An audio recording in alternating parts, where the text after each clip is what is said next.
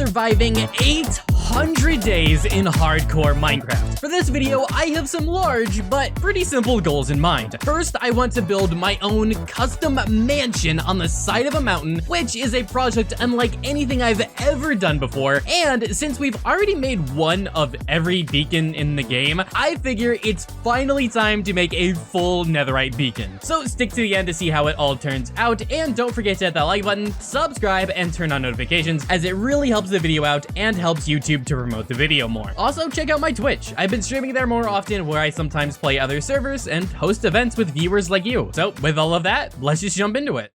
So the first thing I want to do is actually work on building our mansion, and for that we need a ton of terracotta. Now I could have just crafted it, but I figured I might as well go to the Badlands and just mine it, because I figured that would be much simpler and faster, and I already knew where the Badlands were because I've already found every biome in the game. So I really quickly just went ahead and mined all of this red and yellow terracotta, as I kind of wanted to theme it with the savanna, so red and yellow seemed to work best for that. Also, as I was leaving, I spotted this mine shaft, so I flew over, found this chest, hoping for an enchanted golden apple, but sadly not. You know, I was hoping I would just get really lucky, and, you know, I mean, I figured it was worth a shot. And, oh my goodness.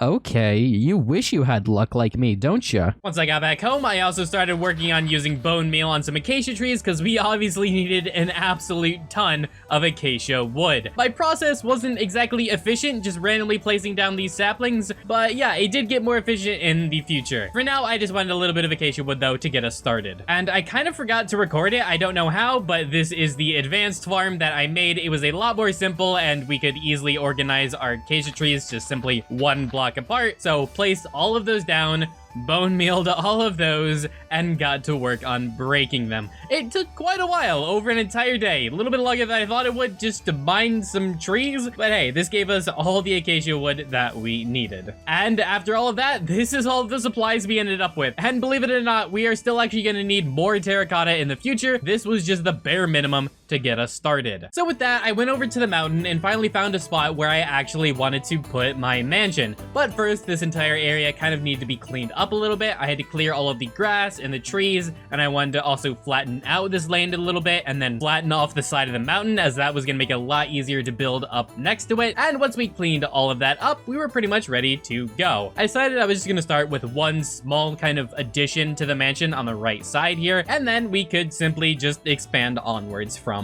that. So once I finally figured out a design that I liked, I grabbed all of the supplies that I needed, and we got to work building this. Only took a couple of days, but I already had the practice necessary to build this, so overall, pretty simple.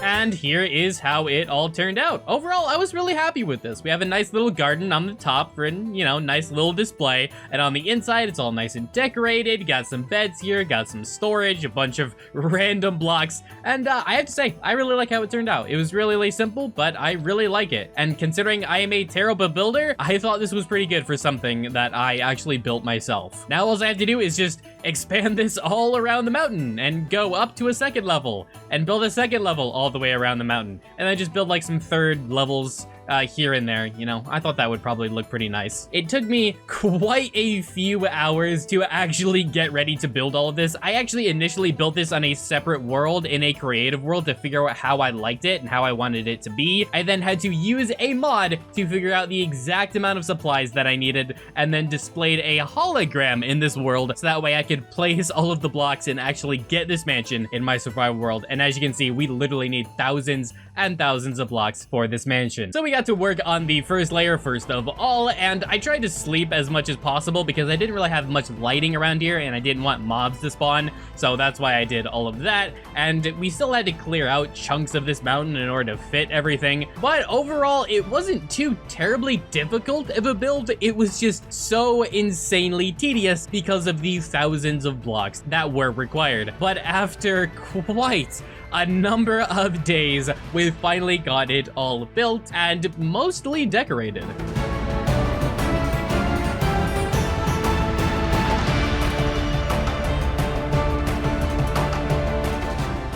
And overall, this is how it all turned out. And I have to say, I think this looks absolutely amazing. Obviously, it's not the best thing in the world, but for me, I've never built anything even remotely like this ever before in my life. So for someone like me, I think this looks really good. I'm not really gonna give you guys too much of a tour right now because I've still yet to decorate much of any of the inside at all, and there's still not any proper lighting in here. So I'm gonna decorate it in the future, and once I fully decorate it and the inside's all done, then I will give you a proper tour of the inside. So stick around for that. I also want to decorate the outside, you know, make it all look really, really nice. But for now, having this just in the background of my base, I think looks absolutely amazing, and I love how it looks. Next, I decided to actually gather all of the supplies from my automated farms because while we were building that, they piled up so massively. I literally have more iron than I can even comprehend what to do with. It is so much at this point. I also realized I've forgotten to grab all the food from my automated farm for a while now, and it was completely full. So usually when I get all this food, I simply just trade it with villagers to get some emeralds. I don't really need emeralds right now, but I don't need the food, so I figure I might as well do something with it. So I just gathered all of that, and I actually didn't have enough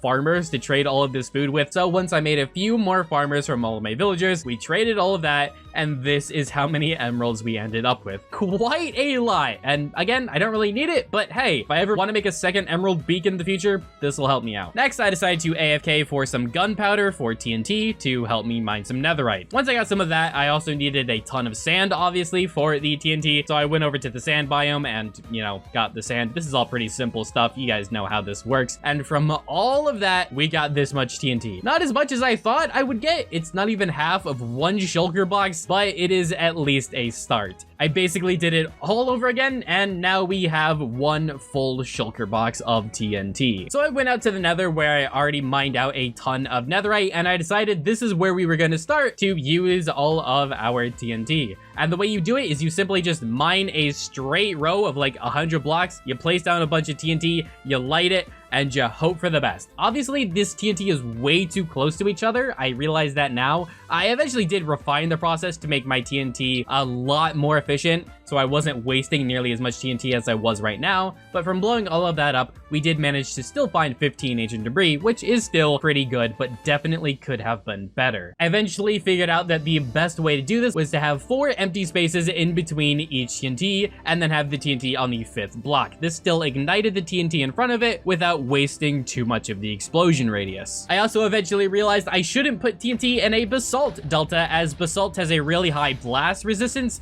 meaning I'm not uncovering nearly as many blocks. So yeah, like I said, I eventually figured all these things out and made my TNT exploding way more efficient to get way more ancient debris. And after using about half of the TNT from that shulker box, this is what we managed to explode. And believe it or not, this is merely just a very small fraction of what is yet to come for this poor mineshaft. I also needed a ton of gold because obviously you have to combine ancient debris with gold to get the actual netherite ingot, but lucky for me, in my previous 100 days, which if you haven't watched, you definitely should, I made this automated piglin farm, which is an insane way of getting gold. You can literally get a stack of gold blocks in less than an hour from this thing. So I went over there and I just hung out for like a couple of minutes to get some gold. I figured 7 blocks would be enough, but it turns out it wasn't, so I had to go back for a couple of minutes and get just a bit more gold, but we crafted that all together for a total of 40 netherite ingots, which turns into 4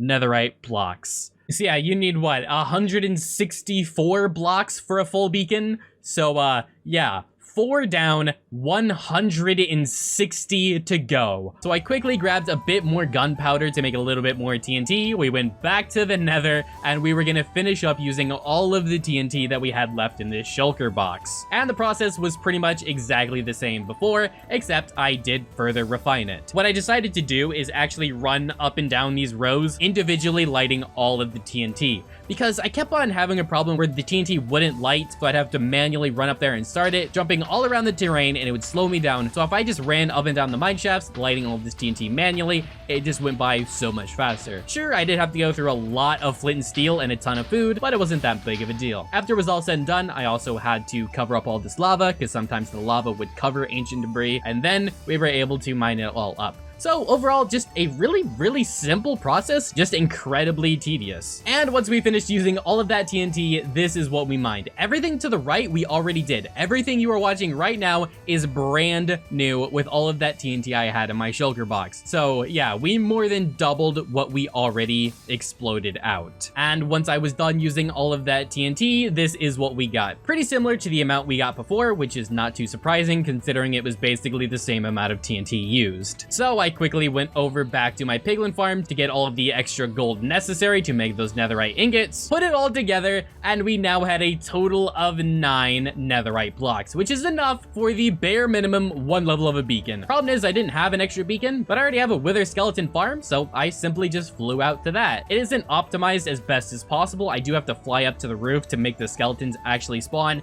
but it is still incredibly fast, way faster than just trying to kill wither skeletons manually. Within a few minutes, we had the 3 wither skulls that we needed, made our way back home, and I decided to actually spawn this wither in the end. And that's when I realized, oh yeah, I totally forgot I actually had a full gold beacon in the end. I was wondering where all my gold went. I just kept the beacon there so I could have my strength to help me fight the wither. I was kind of bad at fighting this wither. I actually took quite a lot of damage, way more than usual, but we still took it out easily nonetheless. And I decided that we were actually going to mine this gold beacon to bring it back home with me because we were going to need that to help craft the rest of the netherite ingots that we had. I wanted to put this level 1 beacon down somewhere, but the problem was I was going to be decorating the front of this mansion, so I couldn't really put it out front. So I decided we were going to go up to the roof of my mansion and simply place this thing up on the roof where it is out of the way, but still activated and, you know, doing something.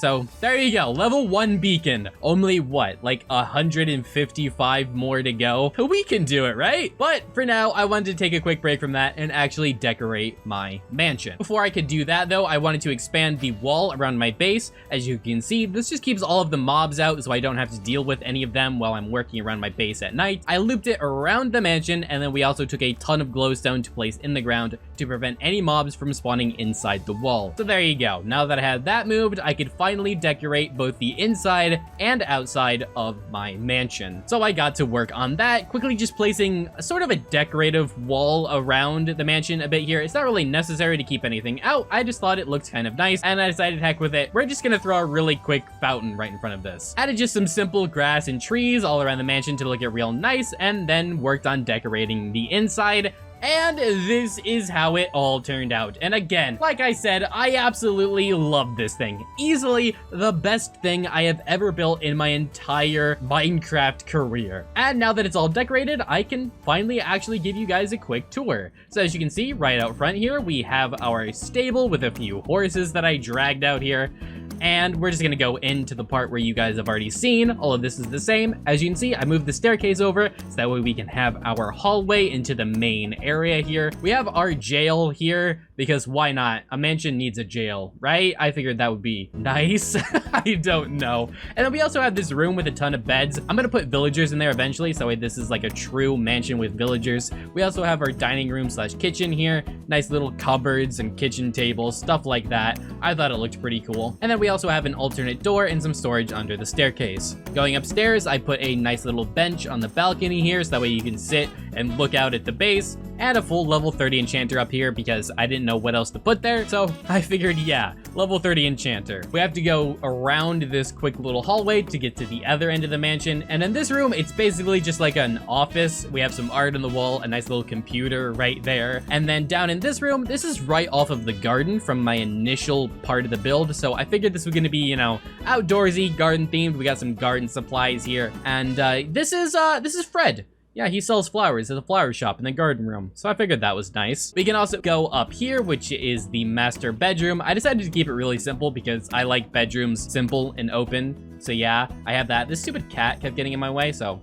I took care of them really quickly. But yeah, the bedroom has a fish tank and a bed, and that's basically it, because I mean, what else could you possibly need from a bedroom? And then finally, this other staircase, which leads to the final part of our mansion, is actually just a scout's room. I figured, hey, we probably need a scout to overlook our base. You know what I mean? A little sniper up top. Keep an eye on everything, make sure it's all good. So I gave him a bed, gave him a sink/toilet, and he's good to go. Also on the roof, I gave him a quick little sniper's nest, just that way he can hide up here, you know? He can hide in the trees amongst all of the leaves and all of that, you know? Just keep an eye on the base, make sure everything is fine. And I definitely felt a lot safer knowing that I had him looking out over me. And as you can see, over there is our netherite beacon, and we can actually finally break that and put that down now that we've decorated the rest of the mansion. I just decided to put it out front here, right on display where everyone can see it. There you go. My mansion is finally fully built and decorated. I love it. I hope you guys love it too. If you have any ideas on how I can possibly expand this more or decorate it better, please let me know down in the comments. But now I wanted to work on a better creeper farm to get even more gunpowder. For this, I needed a little bit more supplies, so I worked on getting the stone necessary to build this, and we also needed a ridiculous amount of trapdoors, so I went up to my tree farm just to get a ton of oak wood for all of these trapdoors. But once we got all of our supplies, we were ready to go ahead and build this thing. I built it over the ocean, so that way no mobs would be spawning below, and the only mobs that could spawn were inside my actual trap itself. And basically what was going to happen is the creepers were going to spawn in these little rooms that I had designed, and the wool carpets prevents any spiders from spawning, and the trapdoors on top make it so that way only creepers can spawn in the rooms. Super simple, and the more rooms you add, the more creepers you get, which means the more gunpowder you get. The reason why this is better is because I can actually use my looting sword to get more gunpowder rather than just relying on the creepers dying from something like a magma block. It produces gunpowder so insanely fast. And in the future, like I said, I could add more spawning rooms on top of this to further increase the amount of gunpowder that we can get from this thing. Since I have all of this extra iron, I also decided to build a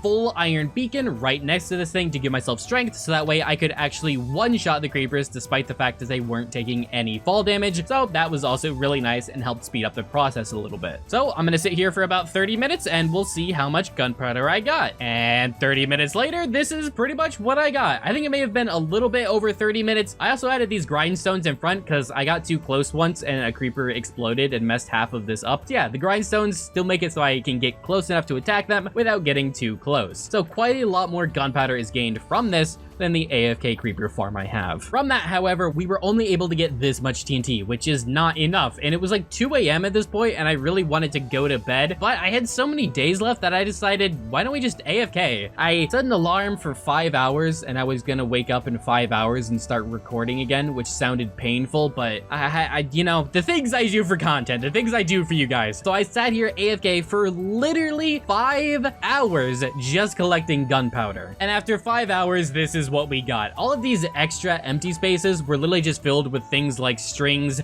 and arrows and spider eyes. So clearly we didn't have to AFK for the full 5 hours. We could have filled the full double chests a lot faster, or I just needed to add more chests. But we now had a double chest and a half filled with gunpowder, which should hopefully be enough to get a lot more ancient debris. But yeah, we'll see. I did have to mine a lot more sand, and we were able to combine all of that for this much TNT. Not even one full shulker box's worth of TNT. This is the slowest part about all of this. Actually using the TNT doesn't take that very long at all. It's just collecting all of the gunpowder to get the TNT. That is the absolute slowest part of this entire thing. But with all of that, we went to the nether to use all of this TNT. And you see how the screen turns blue? Yeah, that's because I've literally gone out of render distance, and replay mod doesn't know what to do when I'm out of render distance. That is how long each of these rows are of TNT that we are exploding. Overall, again, like I said, it's not really that hard or takes that long at all to use the TNT. It's just the collecting the TNT that takes the longest. Yeah, we got a pretty decent amount of ancient debris, but we still have a lot of TNT left. So I'm going to use all of this, and I'll check back in with you guys in just a minute. And finally, we used all of the TNT, and I realized at this point, I never actually showed you guys what this looks like before I mined the ancient debris. And as you can see, there is quite a lot of ancient debris on screen that you can see just right now. And there is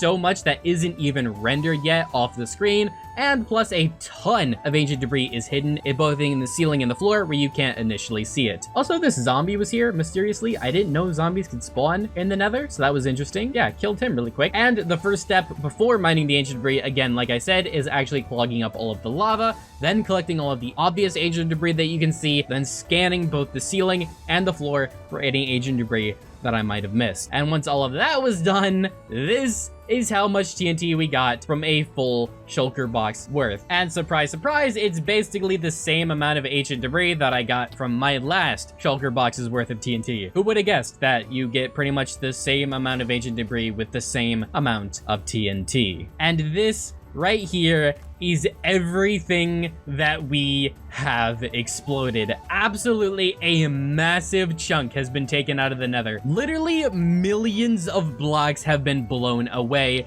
And just think about it, guys. Right now, we have about 20 netherite blocks. We need 144 more. And we've already blown away over 1 million blocks of netherrack. So I went back home, turned all of that into the netherite ingots and the netherite blocks, and as you can see, yeah, we got 10 from this. Combine that with the 9 that we got earlier, that means we currently have a grand total of 19 netherite blocks. So I combined that with my other netherite and had to fill the rest in with iron, and this is what we have gotten done so far. This is taking way longer than I ever thought it was. I thought I was easily going to be able to, in 100 days, get a full netherite beacon. I thought that was going to be, you know, simple. Turns out, no, it's very tedious and takes a very, very, very, very, very, very long time. So since we were pretty much out of days, there was nothing left I could really do. So I just decided to AFK for these remaining days to get as much gunpowder as possible. So that way, in the next 100 days, we would definitely be able to actually get a full netherite beacon. So be sure to subscribe and turn on notifications for the next 100 days, as we will 100% be getting a full netherite beacon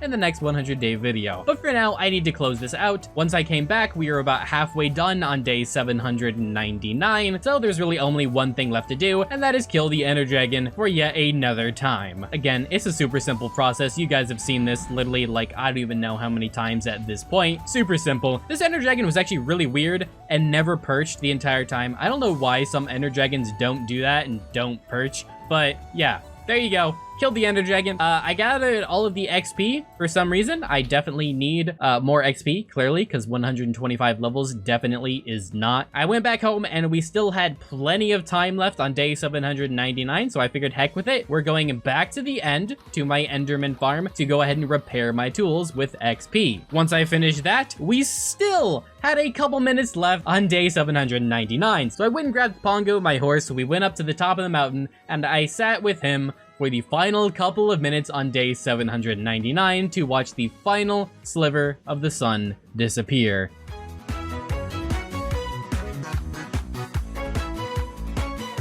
I was going to go back to my original house, but I figured heck with that. We're taking Pongo to the mansion. We are going to be sleeping like kings tonight. If I spend that many days on this thing, I'm definitely spending the night here to sleep and bring us officially to day 800. We have officially survived 800 days in hardcore Minecraft. I can't believe how far I've come in this series, and honestly, you look at it and it doesn't look like I advanced this far in this video. I mean, seriously, pretty much 100% of what I did in this video is on screen right now. These blocks of netherite in this mansion. You wouldn't believe how tedious and how long it took to do these two things. But yeah, I enjoyed it. I really like this mansion, and I can't wait to finish this beacon. So I hope you guys enjoyed it too. If you did, like, subscribe, notifications, and I'll see you in the next one.